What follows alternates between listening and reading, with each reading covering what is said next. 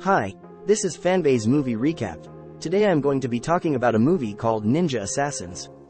The story is about how young children are being adopted at birth and raised by a ninja clan, headed by a very harsh master who trains them, turning them into assassins and killing machines.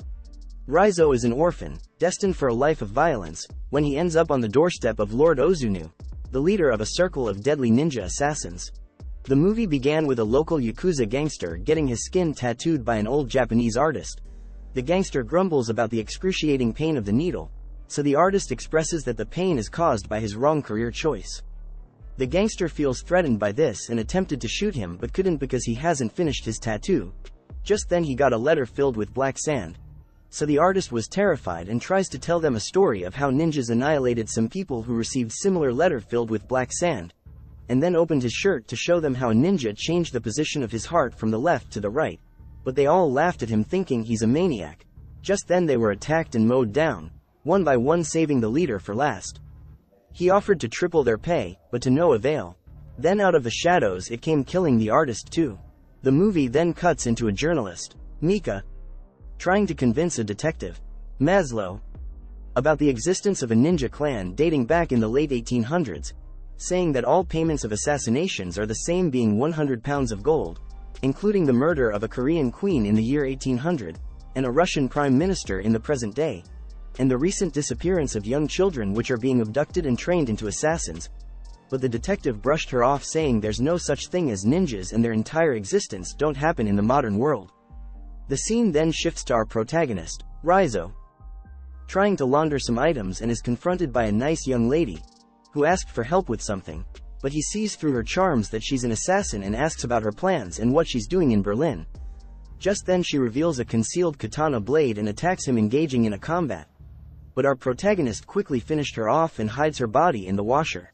Later that day, Detective Maslow meets up with Mika in a plaza, showing her a report written by an ex-KGB agent named Alexis Sabaton, who also believed and investigated the possibility of the 9 clans of ninjas, a very ancient and sophisticated network supplying assassins to the government and anybody rich enough to pay 100 pounds of gold.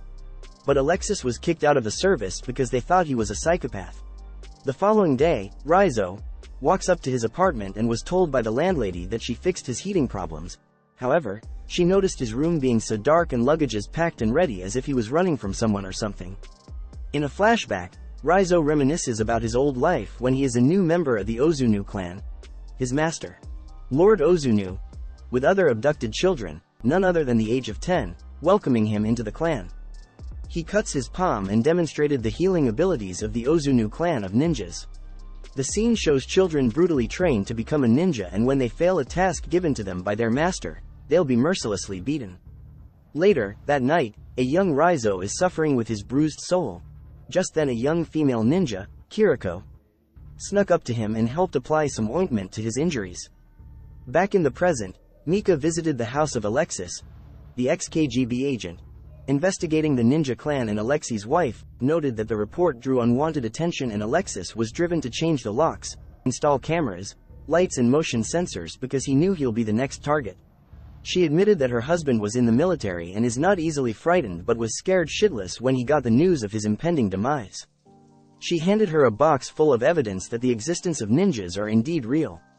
Back at her office, she got a surprise visit from an agent who made it clear to her that she's being watched. Paranoid, she met with Detective Maslow, who also said the same thing.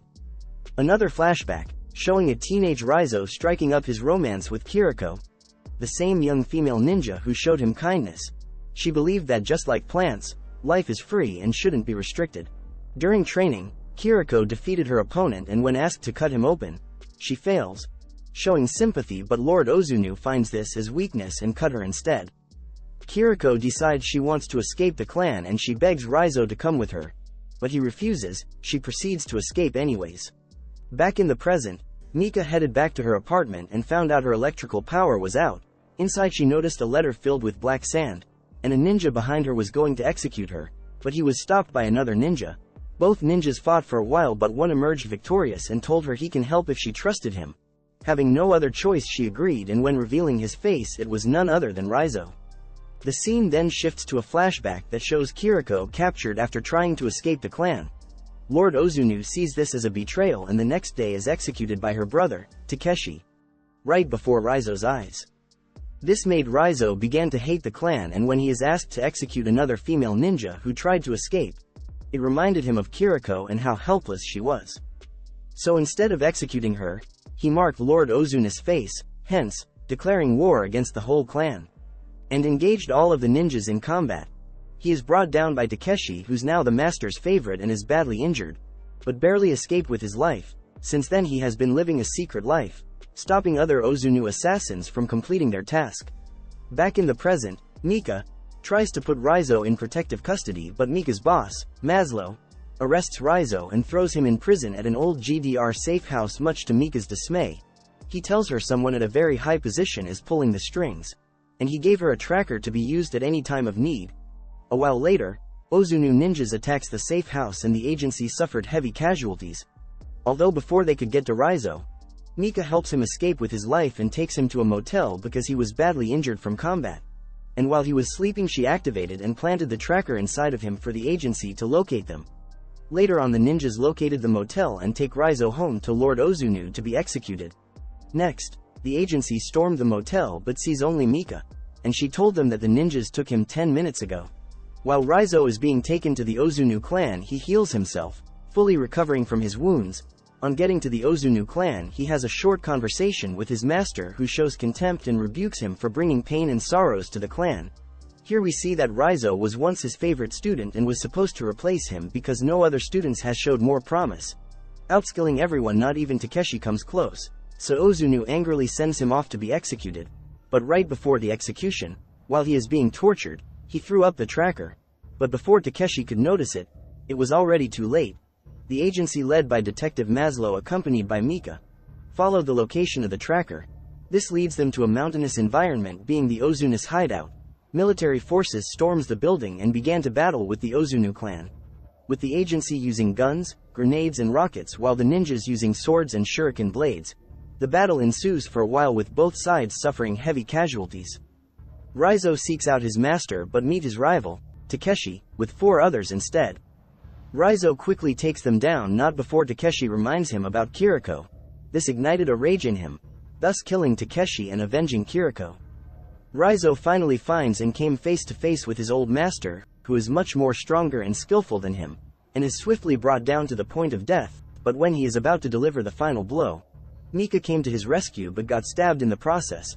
After seeing Mika got hurt, it reminded him of how his old flame, Kiriko, got executed and he was completely helpless against it.